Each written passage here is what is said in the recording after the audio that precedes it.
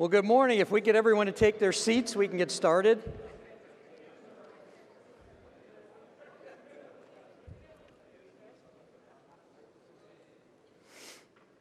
I just want to introduce myself. I'm John Klass. I'm the Deputy Executive Director here at AMSUS. And this is about my fourth or fifth meeting, so I'm getting a little bit more comfortable getting in front of everybody. It's wonderful to see the hall is filling up. We've got a great program ahead, and we're looking real forward to seeing everybody. Okay, so the first guy always gets the housekeeping stuff. You're going to see lots of these signs running around. These are for continuing education. We have until the 5th of January. So for those that are going to apply for CE, we have computers and printers and stuff out there. You can go every day, do your thing on the computer, and then at the end of the week, you'll be able to print out your full credit. But if you don't want to do it here, it's great. You can do it at home. You can do it and get back to the office. Just make sure you get it done by the 5th of January. We only have 30 days that it's going to be good for. The other couple things that hopefully you guys got is this big book with all the track sessions in it, and a little book with kind of a week at a glance. And as with all kind of military meetings and stuff, you know, there's all kinds of changes that happen. So there's a couple big schedule changes that I want to let you all know about. We have monitors that are in the registration area, so you can double check some stuff for some of the sessions.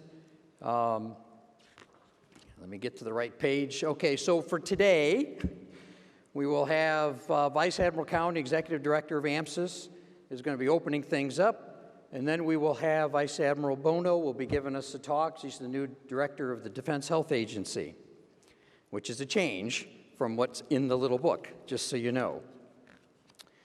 Then tomorrow, we were going to have an early session start at 7, but we pushed that to 8 because we figured people needed a little bit of sleep, plus a little schedule things, always kind of fun. So we will have Brigadier General Hodgetts from the UK is going to be speaking at 8 o'clock, not 7 o'clock tomorrow. So if you come at 7, give you a little bit of time to go get some coffee. Then at 9, we will have our DOD Surgeons General will all be given a little bit of talk. The Navy we're going to video in because the CNO decided that he wanted to have an all-flag meeting this week in D.C., so we're going to have the video of the Navy SG. So that's Wednesday. Then on Thursday, we're going to have an early session at 7. We will have a presentation on PTSD and forensic psychiatry. Then at 8, we will have Dr. David Shulkin, the Undersecretary of Health for the VA, will give us a talk from 8 to 9. And from 9 to 10, we will have Julian Flynn from the area down here that will talk about cooperation, DOD, VA, and how we're working together. Then from 10 to 11 on Thursday, and this will be a change from the program, we will have Rear Admiral Trent Adams, I believe, will be the United States Deputy Surgeon General, I'll get it right yet.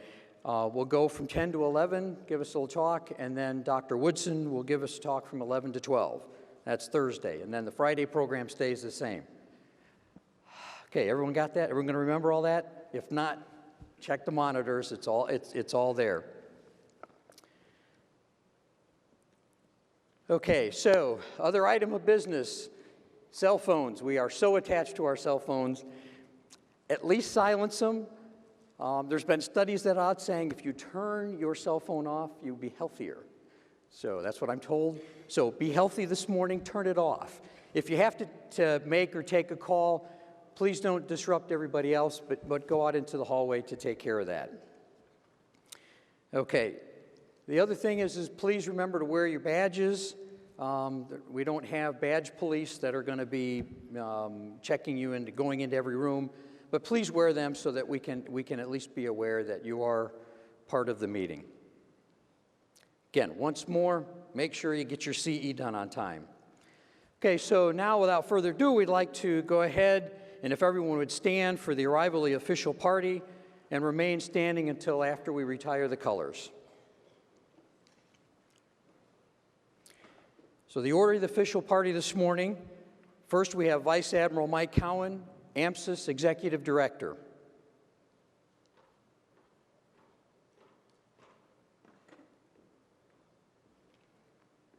We have Karen Malebranche representing the Department of Veterans Affairs.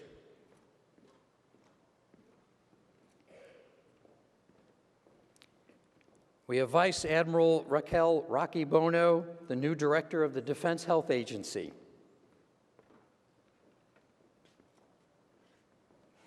Next, we have Rear Admiral Sylvia Trent Adams, United States Public Health Service, representing the Surgeon General of the United States.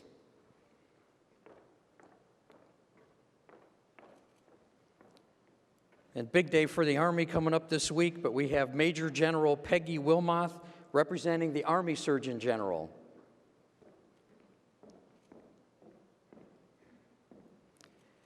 And for the Navy, as I said, the CNO called all his flags together. We're lucky to have Captain John Lefevre representing the Surgeon General of the Navy for us today. From the Air Force, we have Major General Roosevelt Allen representing the Air Force Surgeon General. And last but not least, we have Dr. Charles Rice, President of the Uniformed Services University.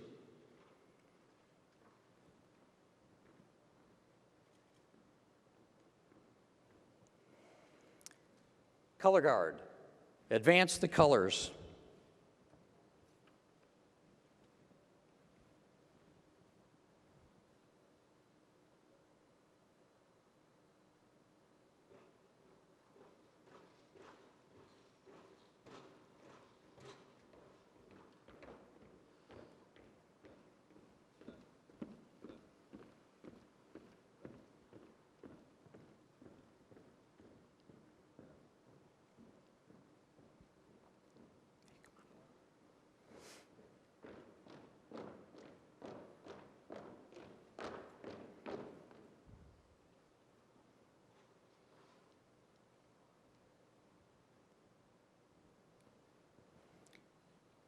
And now our national anthem.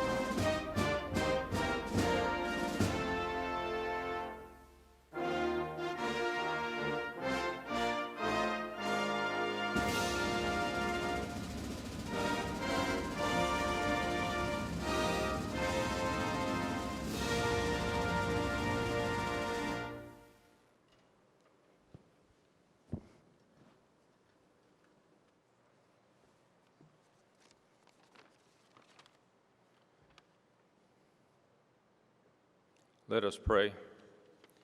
O Lord, for more than 110 years, the AMSUS Congressional Charter to advance the knowledge of the federal health professionals has put these folks in a unique place to provide some of the most valuable learning experiences to the men and women who serve our great country.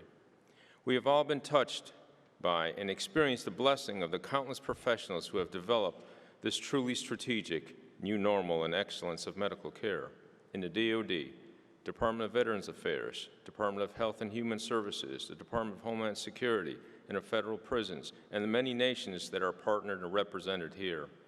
We are aware that to whom much is given, much indeed is required. So to that end, Lord, we are grateful to meet this week to further this noble cause and ask for your wisdom that even greater work may be accomplished to serve those who serve our great nations. For we ask it in your name. Amen.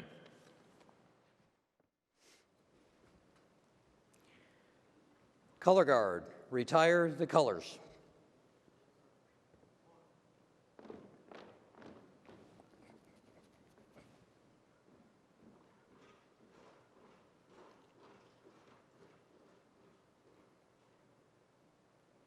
Okay, please be seated. We want to thank the Brooke Army Medical Center Color Guard for presentation of the colors.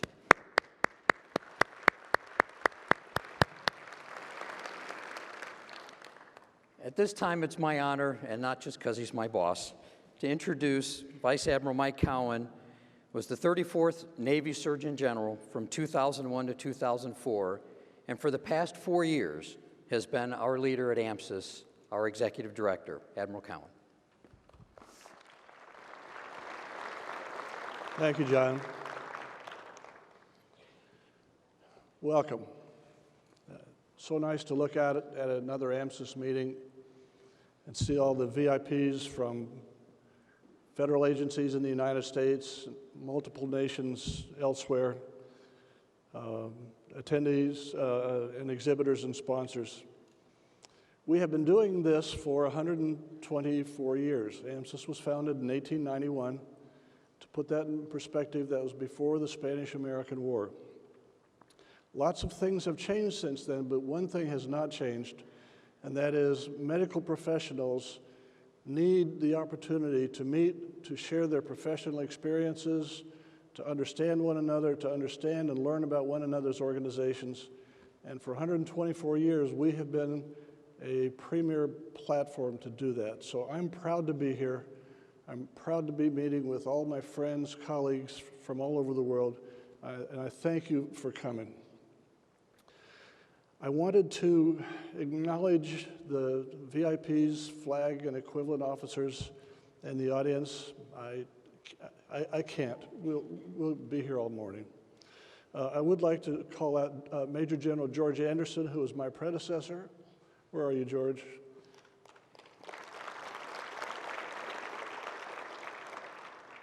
George left AMSUS and went on to the Defense Health Board, and so I wanted to thank you because that's the only reason I got to take this wonderful job. We're going to have a great week. I think that we have designed the most powerful meeting we ever have. You'll be the judge of that at the end, and I look forward to your comments. But the entire team has worked diligently, and the number of speakers and health professionals who have leaned forward with a desire to share their science, to celebrate the profession, and frankly, to get together and learn from colleagues from all over the world has been absolutely outstanding, absolutely gratifying. I thank you. John mentioned that there have been lots of changes. We have had just about every complication that this meeting could undergo in terms of other meetings, other events, last-minute changes, schedule changes, people having to testify. We've had everything but the meteorite shower. We're expecting that at any moment. It's been scheduled. Now, the theme of the conference is the new normal. People ask me what that means. What that means is medicine, American medicine in particular, and federal American medicine in extra particular, but all of medicine, has been for some time going through a period of very rapid transition. That transition has reached a new valence level, if you would think of that as a metaphor, of activity, both scientifically, politically, economically, that is now a completely new normal for us to get used to. There have been quiet revolutions in the way we do business, quiet revolutions in our technologies, and these things sort of sneak up on us. So we are taking the theme and the thrust of this meeting to step back, look at that, celebrate it, and help us understand it. So we're here to celebrate the new normal. The plenaries, the design, I'm sure you've picked it up. The design of the meeting is that the mornings are dedicated to plenaries. So we schedule no competing events to the large plenary sessions in the morning, and that's the opportunity for us to bring the leadership in to talk about the big muscle movements, where organizations are going, what they're doing, what they think their new normal is, and what they're going to do about it. The afternoons are largely dedicated to the educational tracks, and that's where you get your continuing education. You've looked at the program, you know the tracks, you know what you're interested in. And we've tried to have an array of events and an array of topics so that there's something for everybody. If you're diligent and have the stamina, you can go home with 26 hours of continuing education. I think there's a special place in heaven for somebody who can do that. Another important part of the meeting is the exhibit hall. Sometimes at meetings we take exhibit halls for granted. This one's different. First, we've selected exhibitors who are bringing important products, important concepts, new technologies with their subject matter experts to help you broaden your knowledge and experience. Take advantage of these guys. They can be extraordinarily helpful. In addition, the exhibit hall has a burn and wound center where exhibitors have brought their products, and it's a wide variety of products, all the way from gels and bandages and adhesives to special folding beds and other hospital paraphernalia. But the common theme is you can touch it, feel it, lay down in it, get to understand it, and these have been very, very popular in the past, so we've grown that part of our exhibit hall. The exhibit hall is opened Tuesday and Wednesday only, 10 a.m. to 1300, Tuesday and Wednesday. So please take some time out, take a look down there. I think you'll find it very rewarding. In the exhibit hall, next topic. In the exhibit hall, there is a networking reception and poster session from 16:30 to 18:30 today. The same thing that I said earlier about the educational sessions are true for the poster sessions. These are not your regular poster sessions. These are serious research projects and serious management demonstrations that lend themselves to a poster and a personal one-on-one discussion more than they lend themselves to a podium presentation. So check the posters out. I think you'll also find that worthwhile.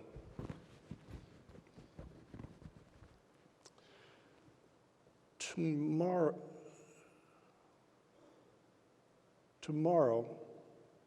at the end of the plenary session, we're going to do something a little bit different. Our bylaws require that AMSUS, the organization AMSUS, have a brief business meeting with as many of the members as we can get together. Well, this would be as many members as we can get together. In the past, we have done that in the exhibit hall with less than wild success. We're going to try something different tomorrow. At the end of the plenary session, which we'll break off about 15 minutes or 20 minutes before 10 o'clock, we're going to ask non-AMSUS members who are not interested in the business meeting to exit the hall and ask AMSUS members to stay for a brief membership meeting. We hope to get enough people to be here to have a much more meaningful meeting, and I hope all of you members will stay. I hope all of you non-members will go down to the registration desk area and join. Finally, in the exhibit hall, I want to call your attention, right smack in the middle of the exhibit hall, we've set up an oasis where you can sit down in a soft chair and put your feet up and rest and chat with colleagues. It's the AMSUS Networking Lounge. It's fairly big. It's right in the middle.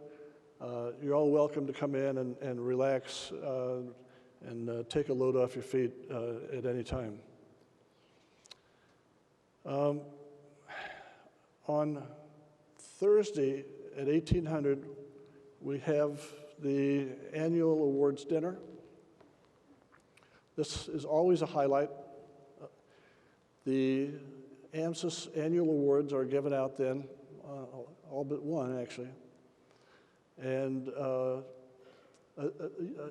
both USUS and DOD, and I believe the VA will also be giving out awards at that time. So this is the one time in the year when the most number of people get together so that we can acknowledge and recognize those outstanding performers throughout the year.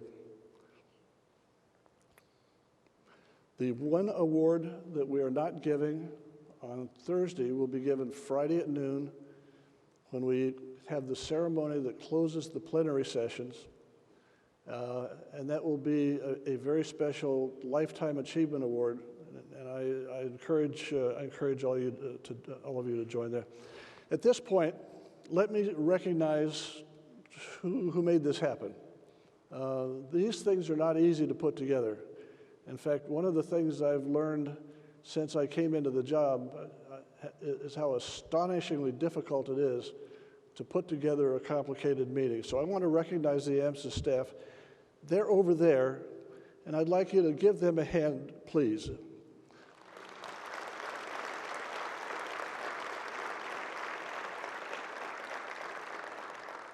So John Class, sitting down here, is joined by Jeanette Naiman, Stacy Doan, Lori Lawrence, Mel Sarah, Tanya Lira, Susan Bockenheimer, and Diane Condrick. And that's it. That's all we have. So if you see them around and you recognize them by the red lanyards that they have, they're always available to help you. And if you get a chance to just say thank you for the meeting, I sure would appreciate it. Now, we're going to segue to a presentation of a check from you to the Fisher House. On the registration page, when you registered, we invited all registrants to make a donation to the Fisher House. Thanks to all of you attendees who donated funds, we're very pleased that we're able to provide a $2,530 check, all in voluntary donations at registration, to the Fisher House that does so much for us.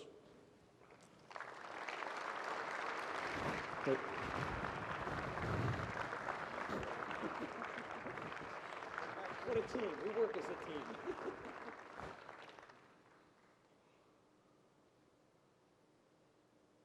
Would you like to say a quick word? You bet. Well, thank you, Admiral. I would tell you, standing from here, this audience is a lot larger looking out there. First of all, for AMSUS, all the members of AMSUS, part of your registration fee went to Fisher House, Inc. here in San Antonio. For an organization that was established in 1891 and incorporated in 1903, that is a long time of taking care of military families. So thank you so much.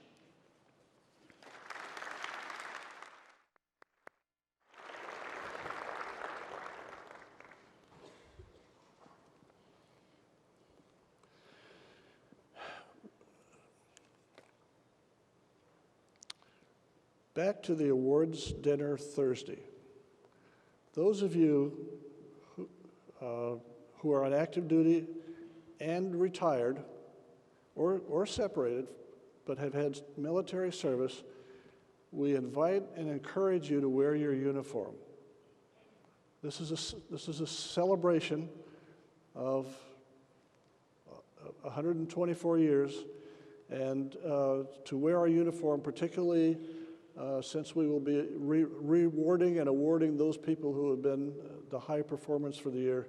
I highly encourage it. I'm going to wear mine.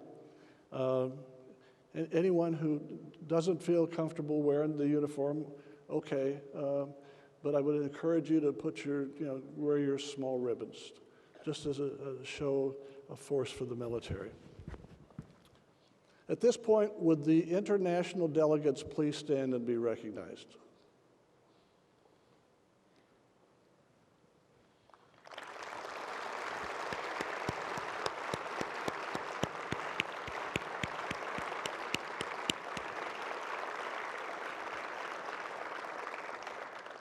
Thank you for being here.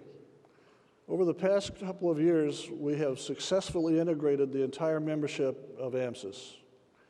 And the international delegates used to have a sort of parallel meeting. We don't do that now. We are one AMSUS, and it's worked wonderfully. At the dinner on Thursday, we will recognize each of you by nation, so that the rest of the attendees will know who you are, where you're from, and recognize you in more detail. I also want to call out Colonel Jim Fike, who has been managing the international program and works diligently every year to help us keep this program alive. Can I have a quick round of applause for Jim, please?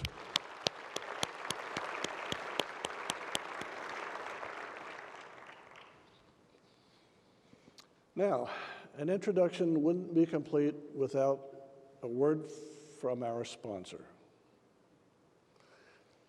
I highly encourage everyone here who has an interest in federal medicine writ large, or military medicine, or any of that special mission that all federal and military agencies has, to join AMSUS. AMSUS has never been particularly a membership organization. We have considered ourselves an informational platform. We have the meeting that personalizes information and allows us to share it verbally, to socialize, to build our networks, to understand one another's organizations. The second thing we do is publish the monthly journal Military Medicine, which is a refereed, highly reputable journal that has that niche. I believe that both of these, both the opportunity to have this meeting where leadership from different organizations can sit down at a table and have professional relationships without having some economic or policy argument sitting on a table between them, is unique in all the world. And I believe that the content material of military medicine is not produced or reproduced anywhere else. We don't really have a competitor. And I think the journal is, I don't think it's an exaggeration to say it's a national treasure. And I believe that if we didn't have these things, that readiness would suffer, that we would all suffer because our lives would be poorer for it. We are in an era where membership is increasingly important to the very survival of organizations like AMSUS. We didn't pay much attention to membership because we wanted to serve everybody. That's fiscally becoming increasingly difficult, and so I'm here to ask you to please consider joining AMSUS for two reasons. I'm being utterly honest. One reason is you need AMSUS. You need this meeting, and you need the journal. We need to have those things to keep our professionalism strong. And secondly, now more than has ever existed or been, AMSUS needs you. Please please think about it. Please come join us. We'd love to have you as a member. Commercial's over. I now have the privilege of welcoming and recognizing Vice Admiral Raquel Bono, Director of the Defense Health Agency, who's going to give a talk that she has titled Defense Health Agency 101. We have undergone in the American military the single biggest reorganization that has happened in my 40-year association, and probably ever.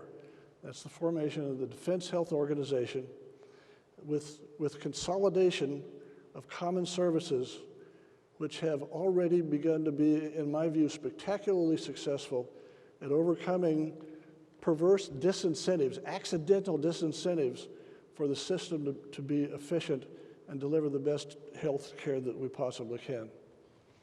Admiral Bono is the second director. It's been operational a little more, fully operational a little more than a year. She's the second director of DHA. She has the distinction also of being only the third medical vice admiral who was not a vice admiral for being a surgeon general. The first was her predecessor, John Madison, at DHA, and the other was Joel T. Boone, the only physician Medal of Honor winner in Navy's history, who was subsequently the president to FDR for many years.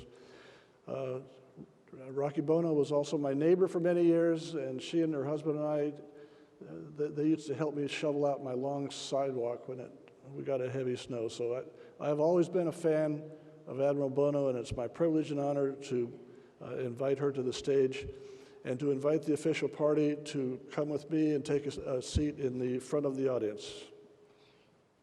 Admiral Bono.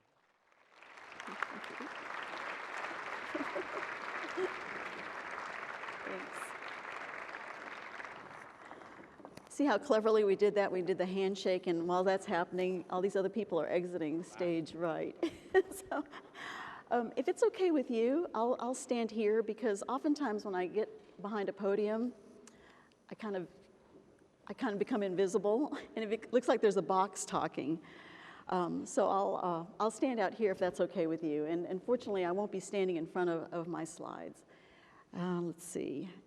And I'll just need to, what I'm doing here is I'm giving time for our front people here to sit down and get comfortable. Admiral Cowan, thank you very much for that kind introduction.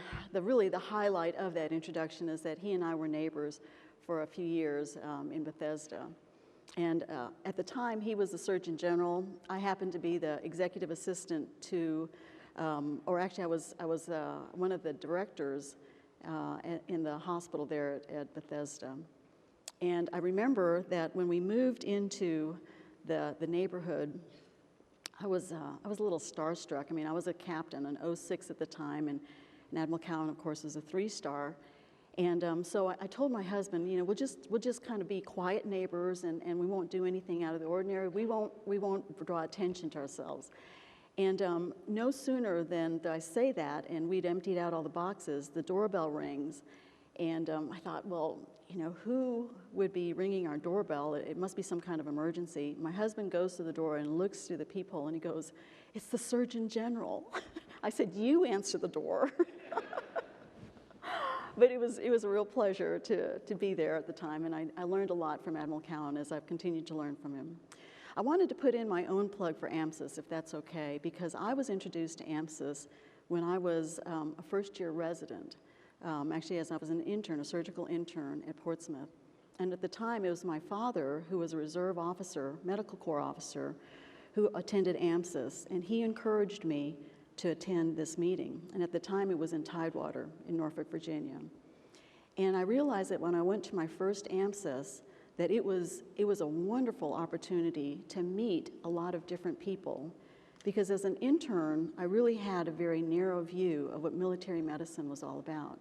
I didn't have an appreciation for federal medicine or the fact that military medicine was very broad and that it encompassed not only the active component, but the reserve component as well. And over the years, I attended AMSUS in a slightly different capacity.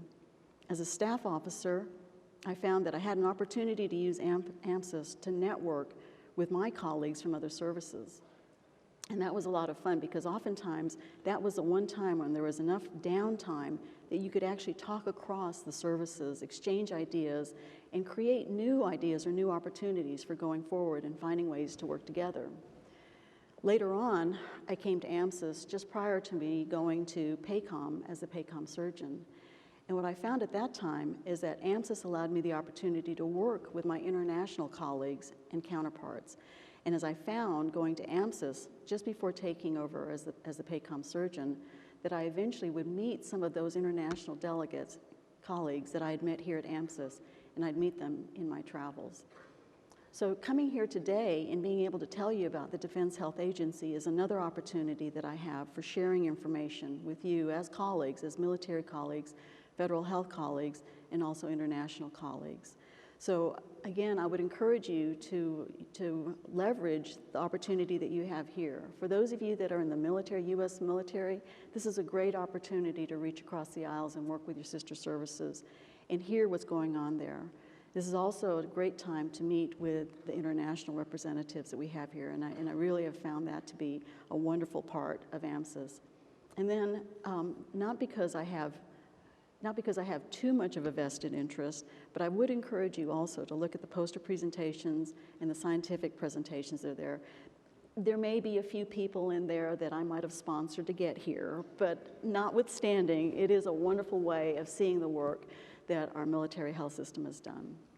Now, I think, do I need to press the button, or can we go to my, there we go. Admiral Cowan talked about the new normal. This is one of the new normals, and the military health system has undergone a significant change over the last couple of years. We've stood up the Defense Health Agency, and as Admiral Cowan mentioned, it has been in existence now for a couple of years. We've just reached FOC, full operating capability, in October of this year. And to commemorate that, we actually had not only a changing of the transition or a transition of responsibility, but we had a recognition of all those services that have come together to create, that have reached FOC in the Defense Health Agency. So we've had not only full operating capability, but we also now have the ability to continue our mission. So let me give you a little bit of background of the Defense Health Agency and why that was stood up. Over the past several years, there had been a strong, studied effort to look at the governance of the military health system.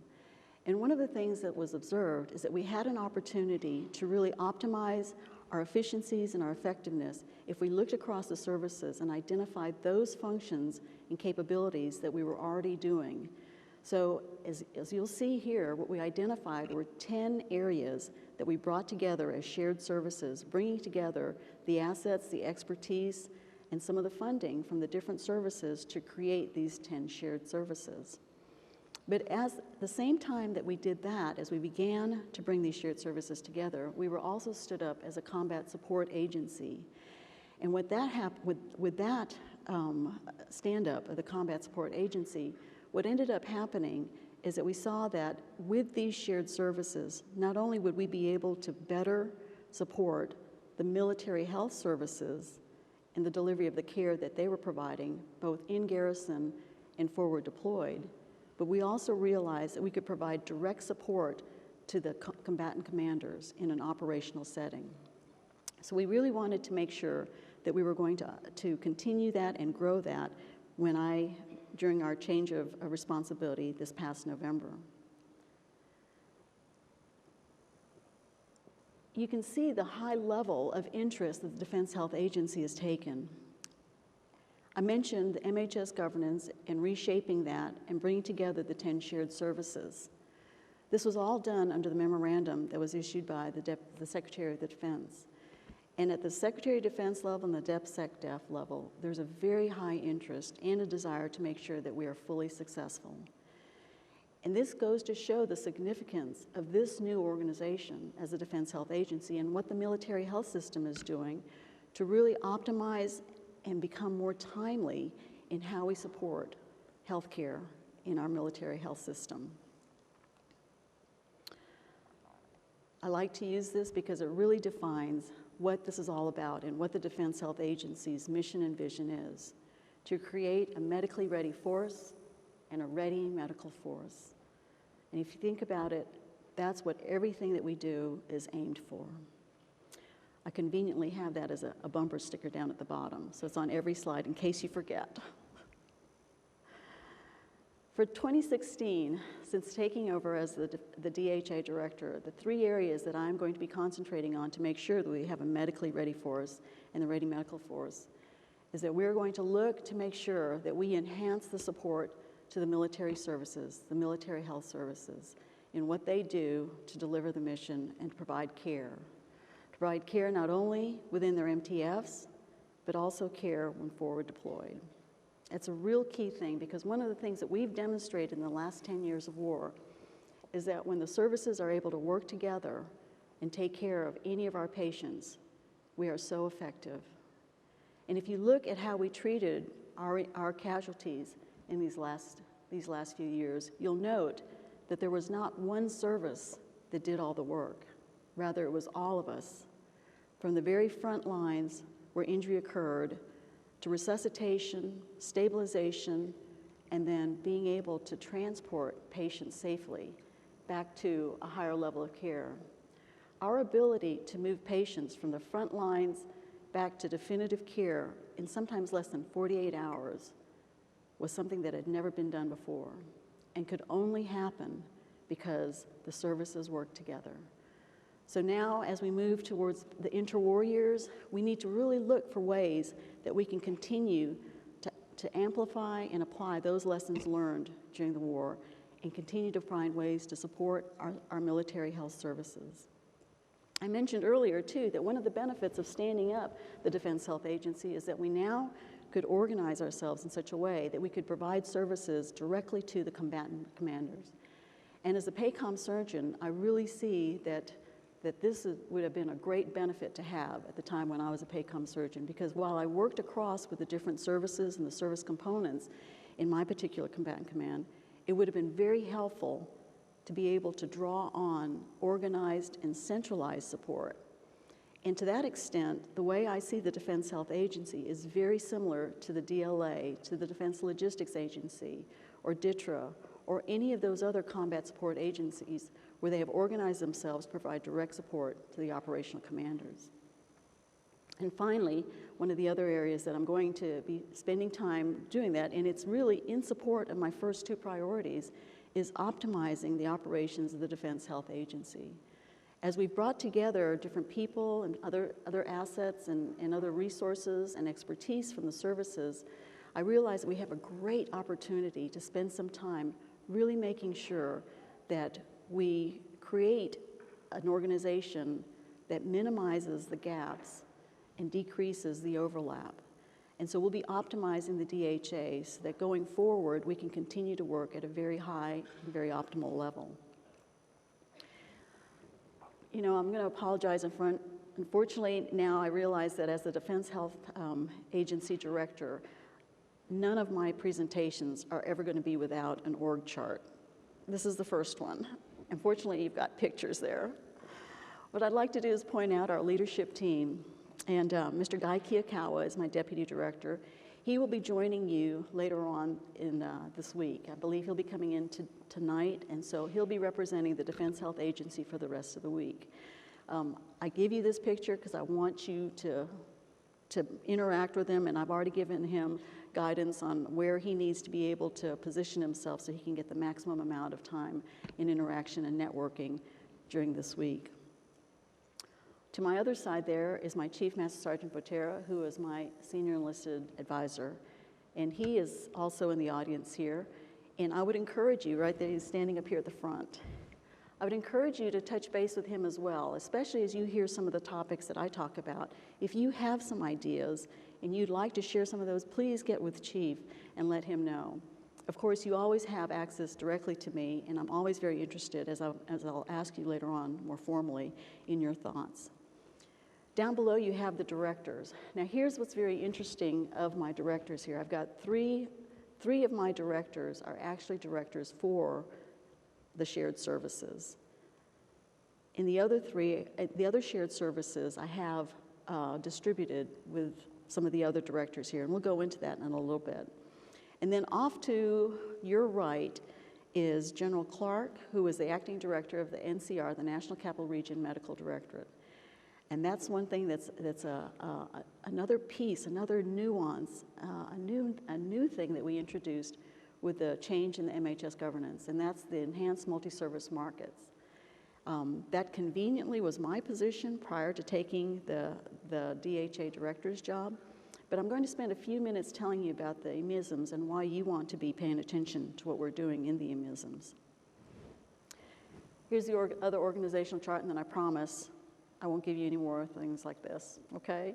But I think it's really important to give you a sense of how we are organized, because what you'll hear today is how we came together, what we're doing, some of the things that we've already done with our shared services, and then I'll briefly tell you where I hope that we can bring some of these shared services and how that'll be interfacing with all of you in some way in the future.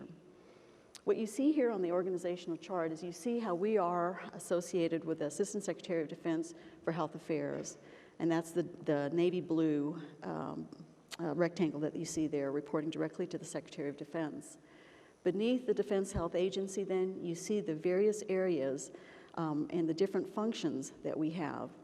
And then along that, instead of pictures, I've given you the boxes that show what functions and capabilities occur in each of those directorates. And I'll go into a little bit more detail. This is a little difficult to see. As a Defense Health Agency, as I mentioned, our ability to provide support through our shared services has a global impact. And you can see that this is how we are arrayed right now as a Defense Health Agency. And this represents our presence in where we are delivering, supporting, and augmenting health care for our forward deployed, for our military, the active duty, their family members, as well as retirees. And what you'll see under the Defense Health Agency, we've recently brought over several executive agencies which have great impact on our military health in a supportive way, and also are great historical, represent great historical artifacts of what we've done in military health. And this is what's really neat. If you saw our global distribution for our health care, and you see now where the combatant commanders are arrayed, you can see there's a very easy overlap and why this makes sense to be able to organize ourselves to provide support directly to the combatant commanders. So here are the shared services. I know you guys are all sitting there going, well, what are those 10 shared services? I'm dying to know. I'm going to take you through each one of them, but just to give you an overview, and we'll see this as we go through each of the shared services. But I'm going to start off with the pharmacy programs, where we went FOC on the 29th of September. Here's an example of what we were able to do with our shared services. Back in about September of 2014, we noticed this uptick in what we were spending on pharmaceuticals. So we did a deep dive into that, and we found that there was an increase in the amount of compounding pharmacies or compounding pharmaceuticals that we were spending on our patients. This is a trend that was something that we'd seen it early, but we weren't quite sure where exactly it was coming from, and so we needed to do a little bit more of analytics, investigative work. And you can see, though, how quickly the rise of what we were spending on these particular pharmaceuticals and what was happening with that. And what we found was that there were some areas, or there's some parts of the country where some of our patients were being treated with pharmaceutical agents, compounds, and TRICARE, the military health system, was being charged for these compounded substances. You can see the amounts there, and here's where it peaked. And what we realized is that there was a loophole in how some of these pharmaceuticals were being prescribed to our patients. And we were able to put in place some policy and some legislative relief that allowed us to address this. And what we had found in the process of that is that some of our patients had been receiving medications that had been prescribed to them by providers who they had not even met. Okay, so we're all in the health system. You should be thinking, there's something wonky about that, right? So we were able, though, as an agency, to be able to address this in a collective way so that the services didn't have to do it individually, but we could collectively bring to bear some effort on controlling this. And as a matter of fact, we did make the Wall Street Journal. And we were able to work with the Department of Justice to target some of these pharmacies that were contributing to the overages on our claims. It's going to be a made-for-TV movie someday, so I'm just going to let you know that now, and you heard it here first, okay? A lot of drama, there's a lot of ongoing drama, but what's really gratifying about this, though, is being able to concentrate our efforts, address this, and now we're in the process of collecting some of these claims that had been falsely filed. But that's just an example of how, as a shared service, we were able to do that with pharmacy.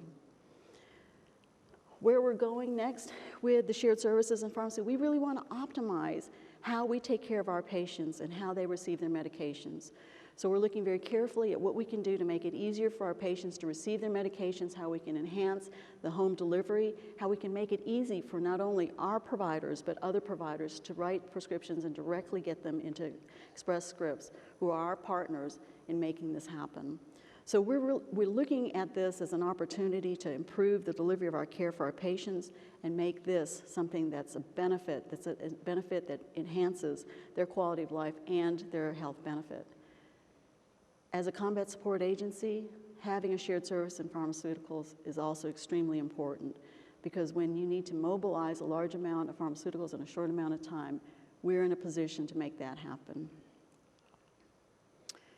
Our healthcare plan, TRICARE healthcare plan, has been actually in existence for some time, but we've brought it together now as a shared service, formally as a shared service. And what we've done here, getting ready to look at our TRICARE 2017, is we made a very collective and dedicated effort to bring all the services together to understand how the TRICARE benefit can best complement the direct care system. And so there are a lot of things that we're paying attention to in this TRICARE contract that has currently been out for bid and is currently in the process of being evaluated.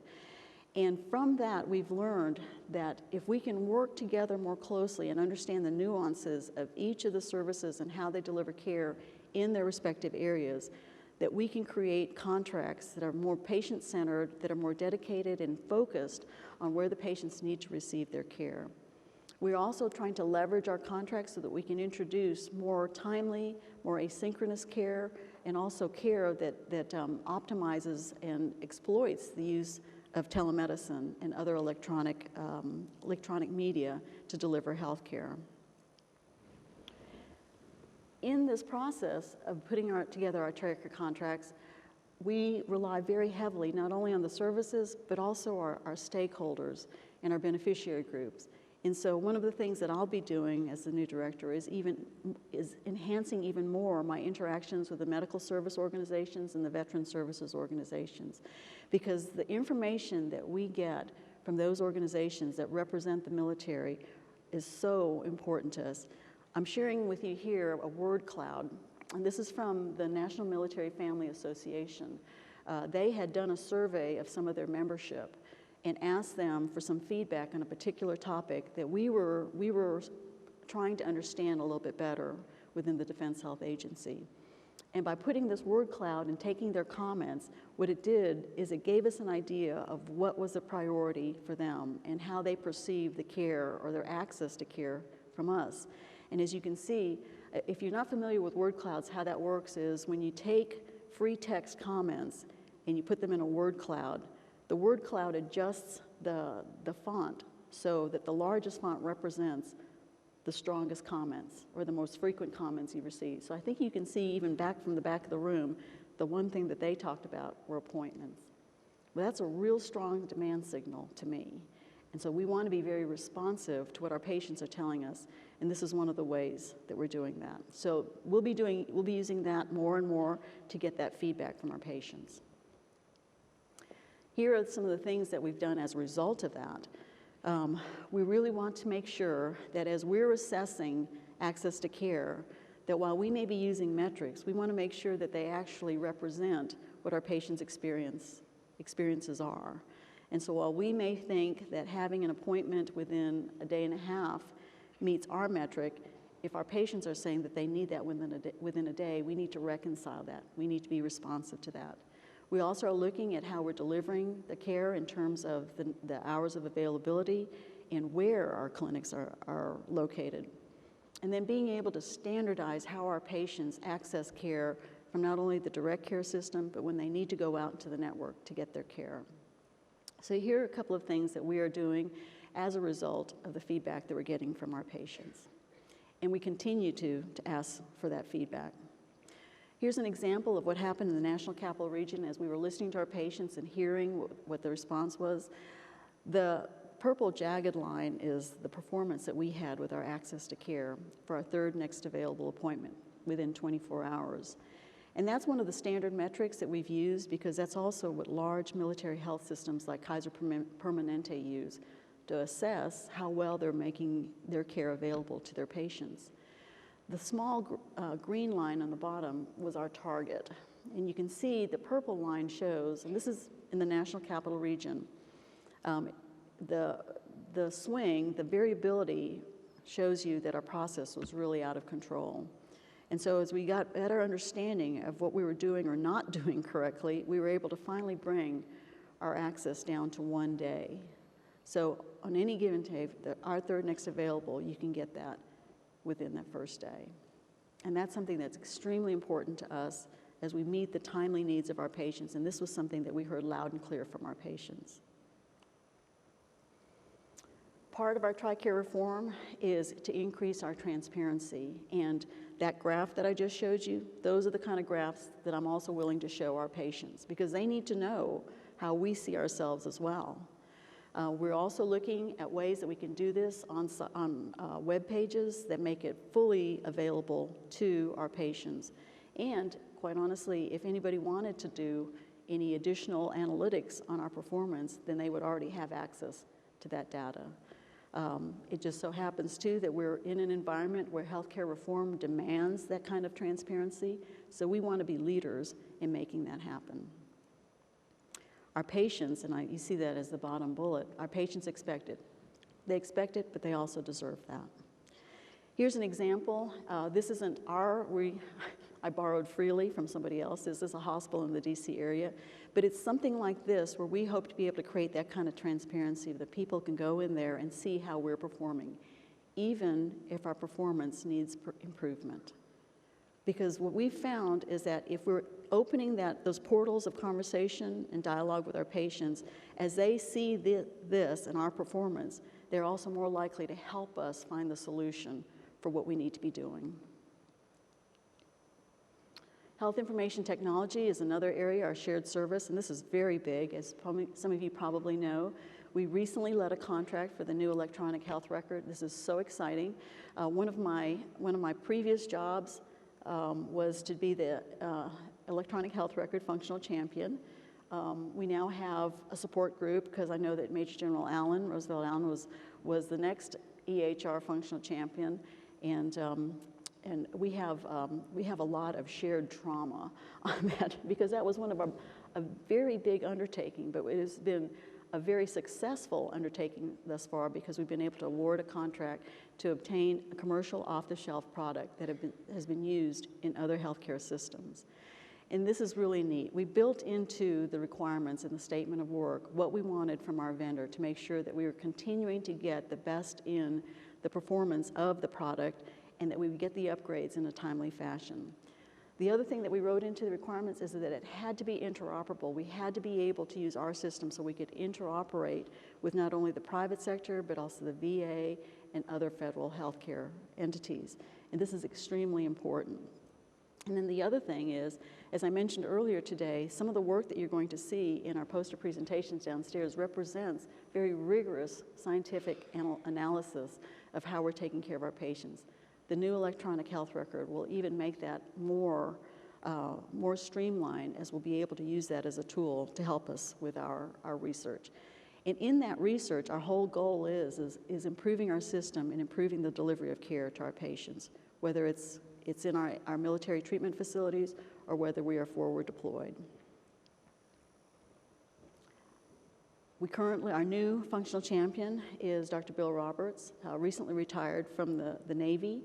And one of the things that he'll be charged with doing now, since we've let the contract and we've identified our vendor, is now moving our electronic health record into our different MHSs, our different MTFs, I'm sorry, and being able to drive this from a functional area, really concentrating on what our patients need for their care. Facilities is another shared service, and this is something that this was an area that really, almost right off the bat, yielded some savings. Because what had been happening previously is each of the services had their own budget for building facilities within their different AORs. And sometimes we didn't realize what one service was doing, and you might often find that in a particular area, there would be 2 new buildings going up, and it was based on the analysis for building those 2 buildings were based on the same patient population that the other service was using to justify the building of that building. By bringing all of this analytics together and analysis and the funding, what we've been able to do now is collectively look, where is our healthcare going, where do we need to put our facilities, and how do we prioritize which facility needs to get built first. And we're doing this now collectively and understanding a little bit better about where we need to put our efforts, our resources to create the facilities needed to support our patient care. And this, as I said, is something that we immediately gained great efficiencies. Fortunately, because health facilities is such a specialized area of construction and design, we already had people that were talking to each other across the services. So we were able to just kind of build on that foundation. And so here what you have is an example of the Rhine Ordnance Barracks, and we're looking at the replacement project. One of the areas that also comes under the Defense Health Agency, and I'll be talking to that in a little bit, is medical education and training. And so we're able to put into our priority list even those facilities that support training, and we'll see an example of that. Medical logistics. Clearly, having medical logistics and sharing that and being able to leverage the best practices from each of the services is something that we can definitely gain great benefit from each of the individual services. But I think you can also see that having a coordinated medical logistics is a great advantage to our operational commanders when they need to have things delivered in a very timely fashion. And so this is an area, too, that we found immediate benefits by bringing together the expertise from all the services and moving medical material from one area to another. Budget and resource management. Okay, so that's code for money. And as you may realize too, money is always a little sensitive, okay, in terms of that. Not everybody's all willing to share it, but if you can show that you have a better chance of collecting a little bit more when you're working together, then all of a sudden people get interested in it. So one of the things that our shared services have been able to do for budget and resource management is introduce a third-party collection tool that all the services can use now. And what that does then, it streamlines our collection of third-party funding from other health insurance, allows us to do it in a standardized fashion, and allows us to do it transparently and in the background of our existing processes. We're also looking at implementing common cost accounting across the military health system. Now, it makes good sense if you're trying to track your money and you want to make sure that you're spending the money in the right places. So looking for a common cost accounting structure allows us then to compare what's going on in one facility to another and being able to compare actual apples to apples. But there are 2 other neat things about a common cost accounting system that I'm also anxious to put in place is, one, it allows us to be a little bit more auditable. And when you're able to be audited, you can then move into the second advantage of that, and that is to actually measure your performance. And so a common cost accounting structure is not only a way of tracking your money through your efforts and showing the underpinnings of where you're putting your money, it also gives you a baseline for understanding how well you're performing based on where you're putting your money. So I'm very excited about this opportunity, and there's a lot of areas that we can gain some efficiencies and become more effective here. Procurement and contracting. This is another shared service. And this is an important aspect for me personally and also for the MHS collectively. Because part of what we hope to be able to do here is make it easier for us to do contracting across the military health system. And I'll give you an example. One of the areas that we're looking at right now is coding. And each of the MTS has their own contract for coding. And what we'd like to do is look at how can we leverage that across the entire MHS so that we don't have 100 different contracts, but we have one centralized contract for a particular function. And you can think of other functions that we could use contracting and how we could do that in a centralized fashion. We also want to do this with the support of professional acquisition personnel and making sure that we are very competitive in what we're doing. And the Secretary for Acquisition, Technology, and Logistics, AT&L, one of the things that he is advocating for is better buying power through contracting, and we want to fall right in line with that and really enhance our ability to do contracting and procurement well. This is a very large area for us, research, development, and acquisition. And we've always had an interest, the military health system has always had an interest in research, as we should, because not only does our research help show the benefits of what we're doing in the delivery of care and in some of the new ways that we've resuscitated patients, but it's also helped inform the national health care efforts in not only their reform, but also in their delivery of care. And again, after the last 10 years of war, we have again once more informed the resuscitation guidelines for patients, for trauma patients in the civilian trauma system. That's a great contribution that we make as a military health system, and that's something that we need to continue to provide through our research. And the challenge for us in the military health is not only identifying where we want to prioritize our research efforts, but we also want to make sure that if we have found a successful research product, that we've also done the work to make sure that we take that product and translate it actually into use. And so bringing together all of the research, development, and acquisition into a shared service allows us to have that ability to think long-term and think along the entire spectrum of taking a product from concept to market. And this is something that's extremely important because we have such great expertise already within our services, and bringing that together only enhances it. In there, I mentioned earlier that we've brought in the Armed Forces Medical Examiner System and the National Museum of Health and Medicine. And these are historical artifacts that really have a profound impact on our ability to show our history to others and then be able to demonstrate where we came from and where we're going. So I'm very honored that I'm able to be a part of this at this point. Public health, this is an area that involves all of the services once again, and I'm sure you can see as well why this would have such great impact to our operational commanders. And looking at public health, we worked for such a long time to try and standardize periodic health assessments, and we've finally gotten there, where we've been able to now avoid some of the replication, the redundancy, and the cost. And as a shared service, we've been able to come together and agree what would a standardized PHA look like. You would think that could be kind of easy, but it really took standing up the Defense Health Agency to bring people together and start talking about it. We're looking at ways that we can contribute to the readiness of the combatant commander and being able to show them what the health risks or what the disease burden might be in their particular AOR. Also giving them a sense of the readiness of their forces to be able to engage in these particular AORs. Recently, we collaborated with DLA, another combat support agency, where we were able to distribute a large number of Japanese encephalitis vaccines to those MTFs needing it. And being able to do that in a collective way and not incur additional costs. And the Armed Forces Health Surveillance Center has become a part of the Defense Health Agency since August of this year.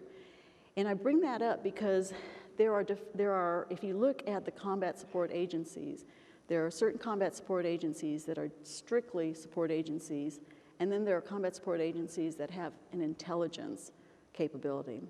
I would like to see us as a combat support agency with medical intelligence capabilities. And I think we have a repository of expertise, data, and knowledge that allows us to do that. And finally, medical education and training, and that's actually here located in San Antonio. I've got an education and training element up at the Defense Health Agency in Falls Church. And this is something that I think has a lot of potential for not only support to the military services, military medical services, and not only support to our operational commanders, but I think this is something that we would also want to be able to share with our international colleagues. And that is how we train our medical enlisted, how we train our corpsmen, our techs, and our med techs. I think this is extremely important because we have so many students that come through METC on a daily basis and receive their training. And the neat thing about it is we've been able to take 37 of the 49 existing training modules and combine that and be able to do that in a collaborative fashion where you have students in different uniforms being taught by instructors of different uniforms. And we even include the Coast Guard in some of that training as well. So we have things like pharmacy training, we have x-ray training, we have any number of capabilities that our medical enlisted perform, and they're able to get their training in this one site, which happens to be here at Fort Sam Joint Base.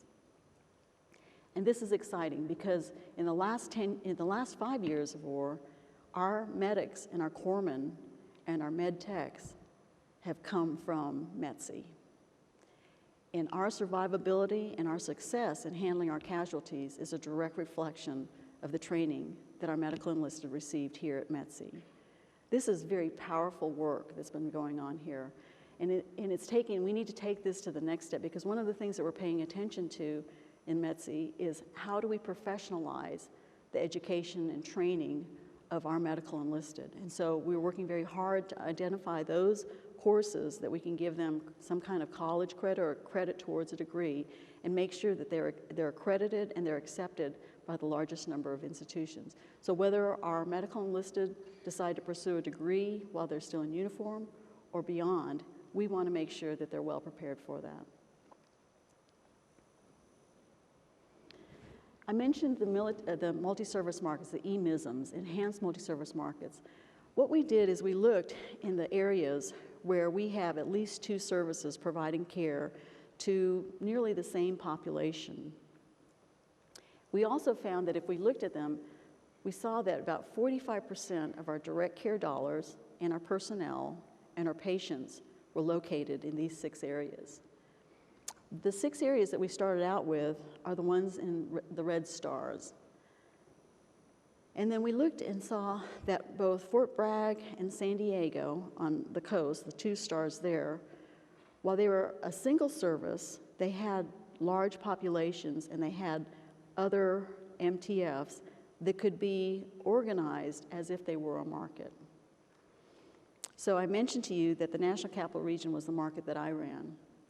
And let me just give you some figures to show you why this has an impact. In the National Capital Region, we have 450,000 eligible beneficiaries. Tidewater is closest with 425,000 eligible beneficiaries. When we looked at the National Capital Region, we thought, how can we organize ourselves so that our patients have the ease of access into the system and can get the care when they need it and the right kind of care, and that we can make sure that we're tracking how their preventive and their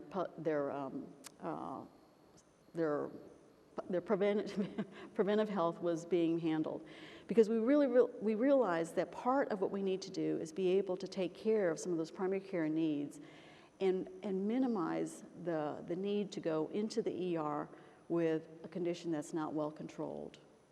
or to be able to manage their specialty care in such a way that they can get the care as soon as needed and then have the most optimal and quickest outcome.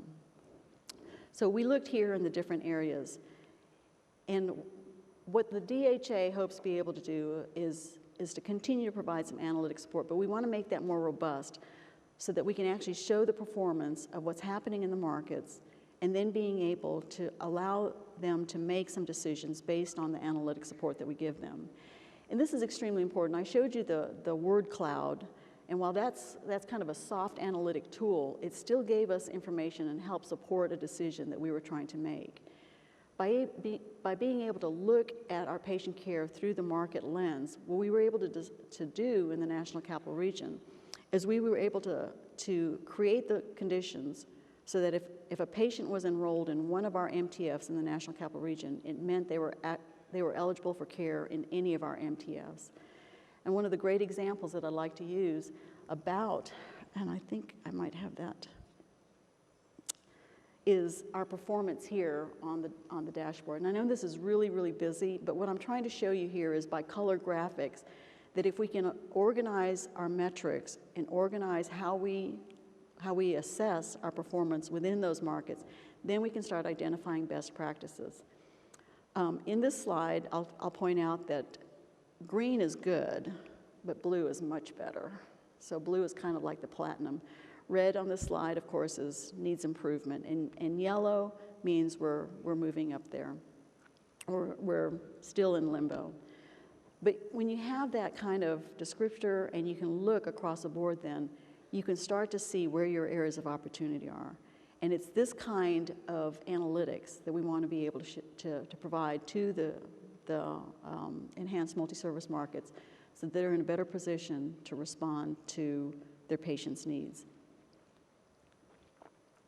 So for the DHA, the Defense Health Agency in 2016, now that we've reached FOC and we're moving forward, I have to say that the foundation that General Robb gave us as the first director of the Defense Health Agency is very strong. And he brought together such great talent and insight and expertise that we are now positioned well to take it to the next couple levels up. In order to do that, though, I see that we need to be able to bring value to the services and make sure that we know how we can best support what the military health services need in terms of their delivery of care. We also need to make sure that as a combat support agency, that we are enhancing our ability to provide that timely care, timely and targeted care to the operational commanders through the COCOMs. And then we want to be able to continue to provide that service and support to the entire military health mission. And to that military health mission, I include our partnering with other federal military or federal health systems, because I think that's an extremely important part of who we are, and it spells a large part of our success. In order to do that, I ask in every audience that I go to for your feedback and your input, because we could not shape this to be that responsive and to be that optimal unless we know where we need to be able to put our efforts. So that's one of the reasons why I pointed out Chief Fatero to you, because he'll be able to help direct some of your questions or thoughts. I know that I've got some contact information here. I hope it's in your program, but I'm also very interested in hearing from you and some of your feedback. And I'm in the global in case it's not in the program. But these are the kind of things that will help the Defense Health Agency evolve and mature to realize the potential that it was meant to have. And here, if you really want to know what's going on, you can follow me on Twitter at DHA Director. That's a lot of fun. So do that, and like me on Facebook, okay? And you can give me some feedback on that as well. But we really want to make sure that we're reaching out to those people that we want to affect the most. And in order to do that, we need to hear. We need to hear where those opportunities are. And we also need to hear what we need to be tweaking in order to make that better. It's all about being a medically ready force and a ready medical force. And everything we do is directed at optimizing that and making us the best military health system, working with our services, working with our operation commanders, and working with our beneficiaries. And subject to your questions, that concludes my presentation. So,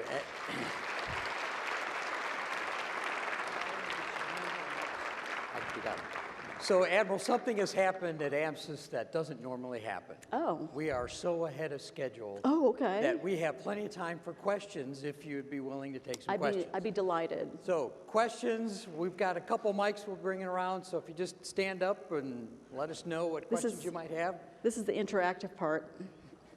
So don't be shy now. And I know enough of you in the audience that I could call by name. Just FYI.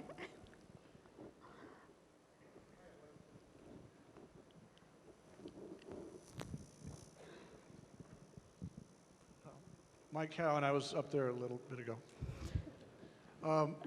I struggled, as did many of my peers over the course of many years, and took many spear holes in the chest over trying to reconcile our pharmacy costs to get patients into the best pharmacies.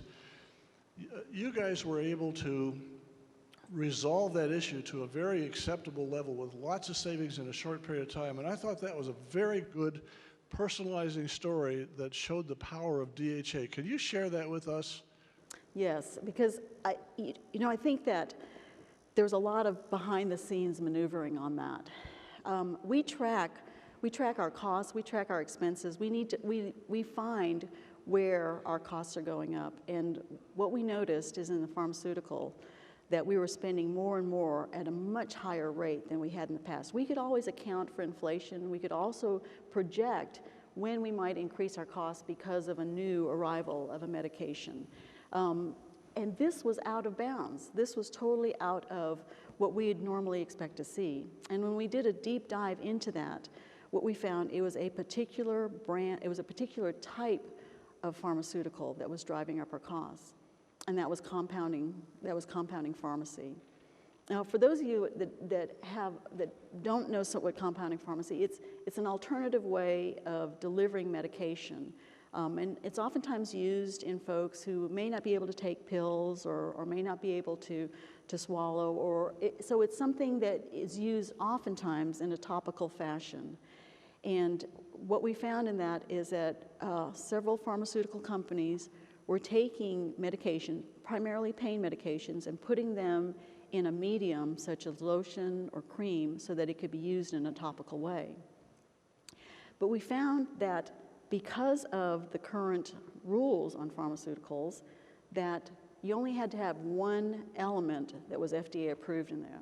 So in other words, you could put this pain medication in a lotion that might not necessarily be FDA approved, but if that pain medication was, or some element that you put in that compound was approved, then you were able to sell that as a pharmaceutical. The other thing that we found about that is that there's a weird pattern where there were several prescriptions coming up certain areas of the country, and that they were going to patients or being prescribed for patients that they had not even seen. And that was a little odd as well. We had tried to address this with some of our policies, but we realized that we needed help and that we needed to do it with some kind of legislative relief. And so in order to do that, we had to work very closely with our congressional representatives to make sure they understood the impact and what was going on with the rising costs. At the same time, we did not want to overlook that in a not insignificant number of cases, our patients were benefiting from the use of compounding pharmaceuticals. And so we didn't want to inadvertently harm them if the care they were receiving was effective. One other aspect that we noticed with this is that in some of those compounded pharmaceuticals, there was absolutely no evidence to show that they had some efficacy. And that was the other thing that concerned us. So we wanted to make sure we took care of the patients who were receiving a benefit from the compounded pharmaceuticals that were meant and delivered in the appropriate way. And we also wanted to protect from harm our other patients who might be exposed to these types of products where there was no known benefit and that their healthcare plan was being charged exorbitant amounts. And so being able to work with congressional representatives and being able to do that in a collective fashion with the services and DHA, we were able to enact legislation right away that, as you saw, brought the cost down precipitously. That's, you know, and that's something that moving forward, we want to be able to have that kind of process so that it doesn't take us the months that it took us, but that we can respond to it even more in a more timely fashion. So thank you for that opportunity. Good morning, and thank you for a wonderful speech. I work in a not-for-profit, 9 psychiatric clinics in Central Florida. Before I was out of the reserves, I had a little difficulty with TRICARE wanting me not to see patients because they thought it was double billing. I don't understand that concept yet, but now that I am out, we're infiltrating more TRICARE patients. The issue we have in non-for-profit clinics with the ACA and all the decreasing budgets is trying to get them, we can get them in within 24 to 72 hours, but there may be a wait in the office waiting room because we see a lot of patients. Some of them are more difficult than others. Of course, you know that they're expecting us to do this in 10-minute visits, which is really difficult. And giving the 3-month scripts where everybody else has to come every month for their prescription because it keeps the clinic alive financially. But I did talk them into it in the past to giving every 3-month visits to the TRICARE patients. But there are problems that we love to see the military patients, but the problems we still have to work out are working with the budget constraints from the ACA. Yes, and thank you for that, because we also have conformed to the ACA. So that's part of our benefit as well, is that we have to conform to the ACA. And we recognize that some of our partners are also challenged by some of the rules of the ACA. I think that the intent to make sure that healthcare is available to the broadest number of people is you know, the piece that I think we all want to embrace. A couple of things that you mentioned that hopefully will make it easier for you to take care of some of our patients. We know that in order to give our patients a 3-month supply of medication, that we would really like to direct that to the home delivery service. So what we're doing is making it so it's easy for you as one of our network providers to be able to prescribe directly into that home delivery program, so that we can get those patients on those long-term medications and that they can get the 3-month supply at a much more reasonable copay than they would if they were to try to do this in the outside pharmacies. Once they're in that home delivery system, then it also triggers a process. They're in a system that automatically triggers and knows when they're due for another refill. So there are prompts that are put in place, and we want to make that available to our providers who are in the network. So hopefully that's something that'll help you. And then also, instead of using that every 3-month appointment just for refills, that you're using it to target an aspect of their care or something like that, or if you even need it at that point. But that's one of the things that we're trying to do through the shared services. And hopefully that'll help with your practice. Hey, good morning, ma'am. I'm Charlie Cole. I'm retired Air Force Chief Master Sergeant. So, as AMSUS provides us a forum and a platform for communication and collaboration across federal medicine, it strikes me that the DHA and your relationships with the Service Surgeons General is a great case study or an example of how you build relationships, rapport, and cross-communication collaboration. Because as you have management of the oversight of the DHA and those shared services, they execute the healthcare mission. Could you share your insights on how you build those relationships so that you're all in lockstep executing that healthcare mission? I think it's very valuable for the audience. Oh, thank you. Thanks for that. And, you know, that's not a made-for-TV movie yet, but it should be, because I think it's a great story in change management. But I think it's also fair to take a couple of steps back and take a look at the environment that we're dealing with. And so we were all under, we collectively, the services, the military health services, were all under the same pressures that many other healthcare organizations are experiencing. And that is, it's becoming very costly to deliver care. It's very challenging to maintain your currency and competency with some of the emerging technologies. And it's also a very real situation where budgets are being decreased. And so I think it was Churchill who said that, you know, there's no money, so now we have to get smart, we have to get creative. And this had been something that had been examined for a very long time. How can we do this? You know, how can we do this more efficiently? How can we do this more effectively? And as a matter of fact, what I didn't show you is the amount of work that had gone leading up to the stand-up of the Defense Health Agency, where we had numerous studies that looked at the military health system and said, is this the best configuration? There were several panels, blue ribbon panels, several groups, and the results of those groups were very variable, but they all kind of centered on there are opportunities to centralize some things, and you ought to take those opportunities. Now, they ranged from complete, you know, centralization across the board to what people were calling a unified medical command, to can we take some of the things that make sense now and then work to find ways that we can support each other a little bit better. And that's how the Defense Health Agency came about. But it took a lot of socializing across the services, and I'm just kind of the most recent person to come into this, but there are so many leaders who are sitting in this audience now who helped bring us to that point where there was a very dedicated effort to try and find the right answer. I think the important part about that, though, was that there was a shared goal of making sure that we were always taking care of our patients, and that we did this in a way that not only gave them a competitive, comprehensive, and high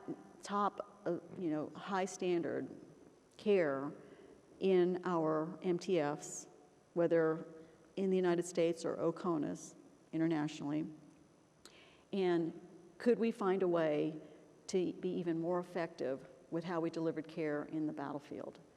And those things are real drivers for our behavior. And when everything else is uncertain, when the services come together and they know that that's our goal, then all of a sudden it's a lot easier to make some of our decisions. There's a lot of give and take, there still is, and it's an ongoing thing. It needs a lot of work still, because we're realizing there are additional opportunities, but we want to make sure that we're doing it in a way that we can respect the equities of services and at the same time challenge ourselves as to whether or not those are still our equities. So it is an ongoing process. I think that the real key to this is that we have tremendous leadership across the services. You know, and I'm sorry that some of them aren't here right now, but the Surgeon General, TSG of Army Medicine, General Horoho, you know, she was very much a part of this, and she had a DSG in General Stone and her subsequent Deputy Surgeon General, who were real drivers of this. General Ediger, who was a Deputy Surgeon General for the Air Force and now is a Surgeon General of the Air Force, he was a big driving force in making this happen. And in Navy medicine, we had Admiral Nathan as a Surgeon General, and then for a while there, his primary person for driving this was Admiral Ginsig. And those are just the services. I mean, we had some very high-level people really working hard to make this happen, and I think that's the commitment that it took to bring this about. Oh, yes. Good morning. Good morning. My name is Alexa Parrales. I have a comment, not a question. Okay. We are from Michael E. DeBakey High School for Health Profession. We enjoyed your presentation. Thank you so much, and we are your future healthcare professionals. Thank you so much.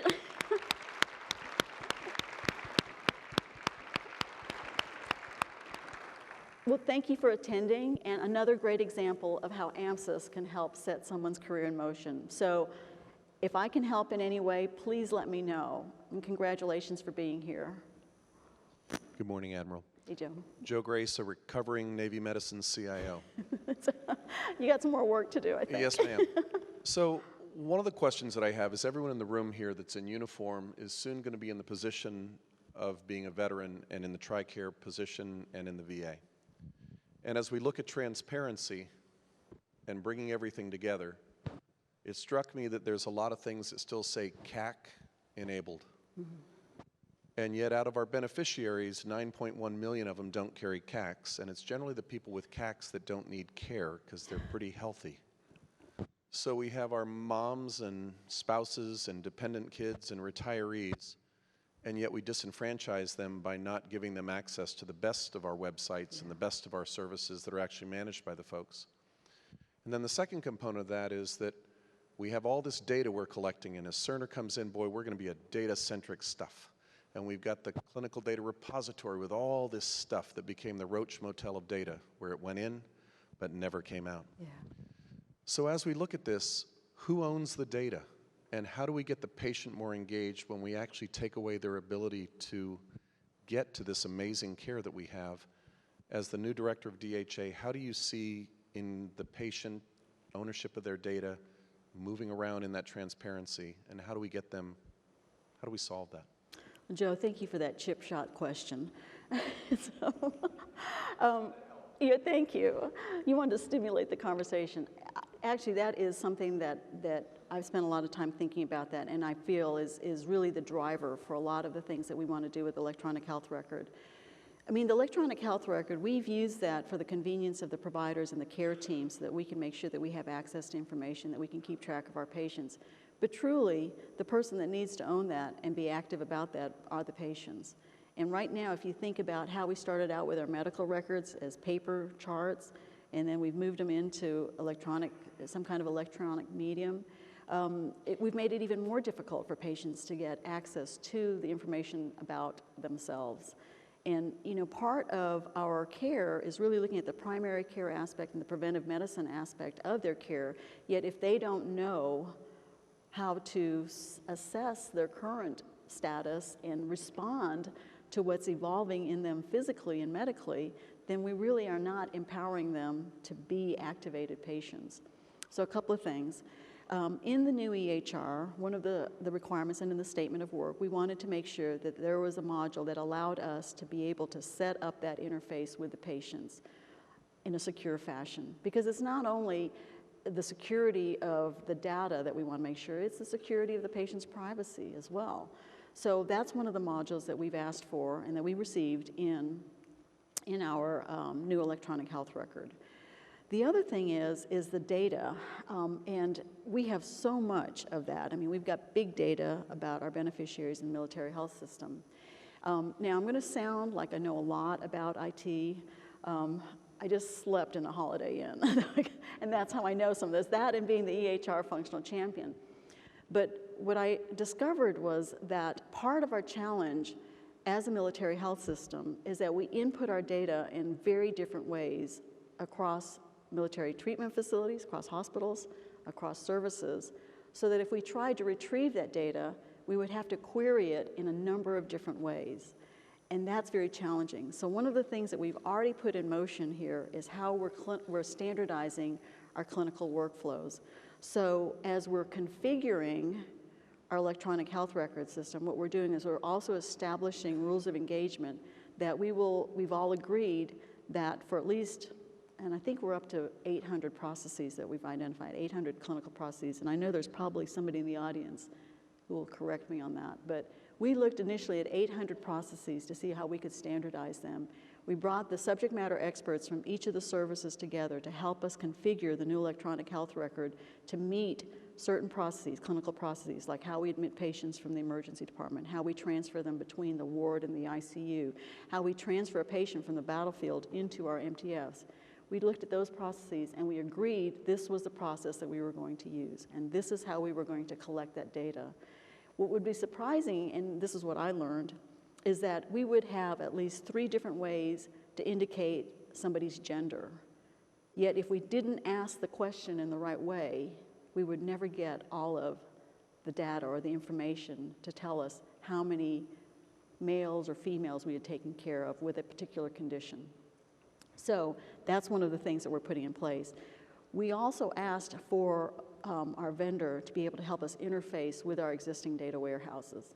But we also realized that with those data warehouses, and this is where I sound a little techie, and you can correct me, they weren't all washed in the same way either. So we didn't process them in the same way so they can be retrieved. Moving forward, everything will. but we do still need to do some back work on that. But I think your questions are spot on. I mean, the data really does belong to our patients. But collectively, we need to be able to harness the power of the data so that we can make sure that we're making better clinical decisions and we are creating a healthcare system that works the best for our patients based on what we understand their clinical needs are. So I think that we've got a great opportunity with a new electronic health record. There are some things that we really need to work through because we've got some habits that are based on how we managed our data with our old system.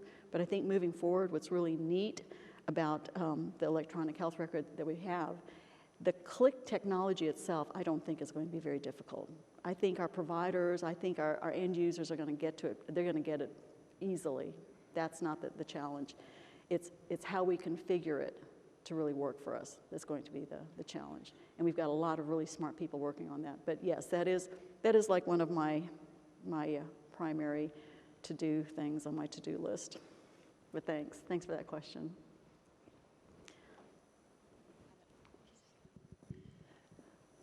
Hello, it's Hi. a privilege to be here. I am a nurse educator at the VA Medical Center in Milwaukee.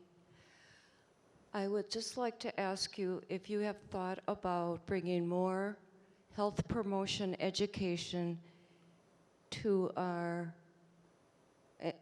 in boot camp or when they're initially going in. Yes, as a matter of fact, we have several initiatives, and thank you for asking that question because sometimes when I'm talking about the Defense Health Agency, there are some of these nuances that I don't get a chance to include, and you've just given me an opening. We have Operation Live Well, and along with Operation Live Well, it includes our Healthy Base Initiative, where we have gone into several bases, and we have ongoing initiatives to improve the selection of foods and snacks that we have on the base, trying to minimize the draw or the use of tobacco in that. And we have each of the services has taken this Operation Live Well and applied it in slightly different ways. One of the things that's happening on the ships and the Navy is that when they have the galleys, the kitchens where they prepare food and people come to eat, they actually have what they're getting in the food there, and they actually have it color-coded. So people know to choose the green, and if they're going to take a little of this red over here, that they need to offset it with more green food. And so that's one of the things that we're doing, but we're also introducing that as they come into the accession programs through boot camps, and really introducing to our new accessions more healthy dietary habits, healthier physical activity, and then also introducing to them more acceptable ways of dealing with stress and that resiliency and being able to open up those assets and resources to them. So you're exactly right. We want to be able to bring people in and introduce that early on. And we've not only done that with our active duty when we bring them in, but we also have gone into the schools and done that as well. And one of the programs we have is it's recess before lunch, I think is what they called it. And what they found is if they gave kids recess before they went to lunch, that they were more likely to get seconds from healthy foods. They were also more likely to pay attention in their afternoon classes, and they had less kids going to the nurse because of stomach aches. So we've done that on a very broad range, but you're exactly right, and we have to introduce that early. So we're not only targeting our new accessions, but we're also extending that to some of our young military family members. Thank you. Admiral, we got two more quickies, and then we'll be done. Dr. Kenneth Kurtz, retired Navy medicine, retired VA medicine, retired academic medicine. It seems to me, Admiral, that you're on the cutting edge here. I wanted to return to one topic that you've touched on, and that is pharmaceutical costs. With our fragmented reimbursement system in the U.S. here, sometimes people believe that pharmaceutical companies take advantage of that. Is there any thought of creating a national formulary for all federal agencies from VA on up and through, and putting out bids on one contract for various medications so that we can get prices closer to the Canadian system and so forth? That's a really great question, and that is one of the areas that we're working on for the military health system, is a standardized formulary. And we've made great strides in that direction, but you're probably aware, especially as a practitioner, how there are always new products that are coming on the market. And so that's something that we have to find a way to make sure that if they have applicability, that we don't want to deny our patients access to that, but we also want to make sure that we're doing it in a way that targets the use of that effectively and helps us with our cost management. So I think a national or a uniform formulary for the military health system is something that we've always had a great deal, but now we're in a position to even advance that even more. And I think the other piece of that too is that we can also then standardize our processes for when we need to obtain some of those non-generic prescriptions, and then be able to do that more on a bulk way. Because if we can have greater visibility of certain formulas or medications that are actually being asked for in more than one of our military treatment facilities, then we're in a better position to actually make a bulk purchase of that. So you're exactly right on that. The other area that I'm kind of interested in pursuing is whether or not we can also standardize our practices across the military health system, and looking at how we do refills and how we do prescribing practices, because I think there's an opportunity there as well for curbing some of our costs and bending that curve. Do you think that might be a place to look? Okay, thanks. Okay, and last one, ma'am. Yes, ma'am. Fair warning, I'm a member of the media. I'm editor of the newsletter Synopsis, Ellen Milheiser. I'm sure you're aware that the House Armed Services and Senate Armed Services Committees this year have declared this to be the year of military medical reform. What would your wish list include? What would I'm sorry? Wish list. My wish list? If you could tell the chairman what you want to change, what might that be? All right, so check her for a bug or something like that. That is a great question. And you know what? The temptation is always to hand somebody a list of things that you want them to do.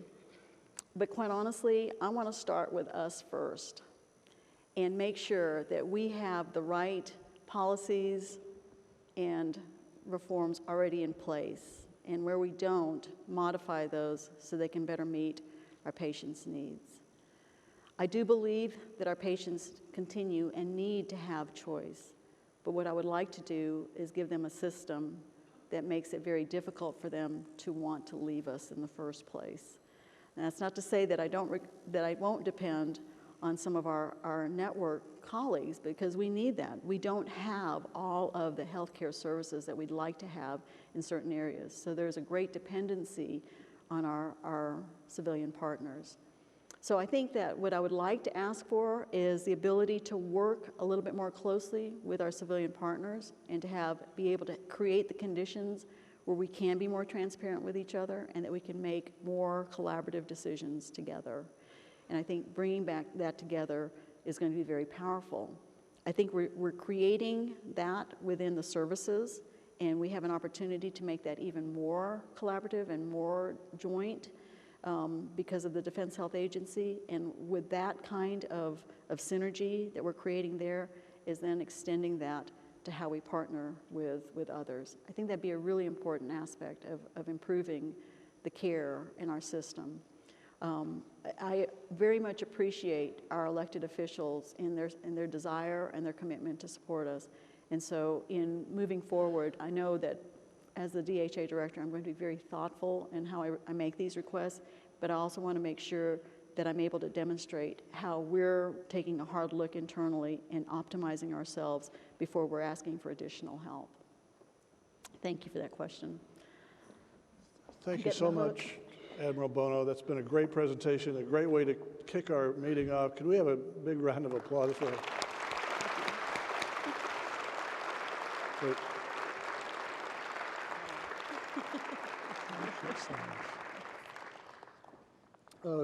John has a couple of comments, and then I'll come back and we'll close this portion.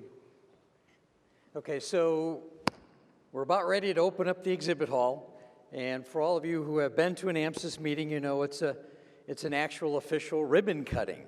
For those who haven't been, it's a chance for all the leadership that is here today to officially open up the hall, get a chance to walk through. And so, again, we just want to give a minute or two for the official party to leave. Then if everyone could make their way to the exhibit hall, would be fantastic. We have a couple interesting things that we've added to the exhibit hall. We have the Air Force and Public Health Service has jointly put up a mobile medical unit, which is absolutely fantastic to go through. And we also have a mobile vet center that is set up, so you can all kind of see what travels around the country. So please come into the exhibit hall, visit those places. It's a wonderful show.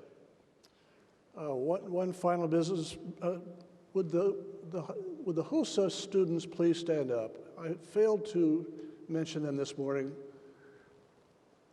These are future healthcare professionals in high school. We're very privileged to have you here. We're happy that you're here. So if you see these students around and have a chance to interact with them, that could provide some valuable mentoring. Can we give them a quick round of applause, please?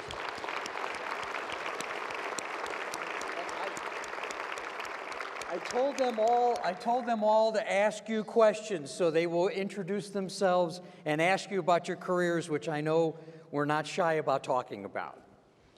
And a quick reminder, at 1300 today, Admiral William McRaven will be talking on partnering for mission success. Admiral McRaven's retired four-star SEAL, who is now the Chancellor of the University of Texas system, and is a very well-known speaker. He has a viral YouTube video that's been seen by a couple of million people explaining why you make your bed in the morning. This now concludes our ceremonies. I would ask the official party to proceed to the exhibit hall. We will proceed out here, and if the rest of you would follow us, we'll have the ribbon cutting ceremony, and then the exhibit hall will open. We depend on these exhibitors. They've got great products and displays to share with you. Please take the time to interact with them. You will find it very valuable. So for the official party, let's go.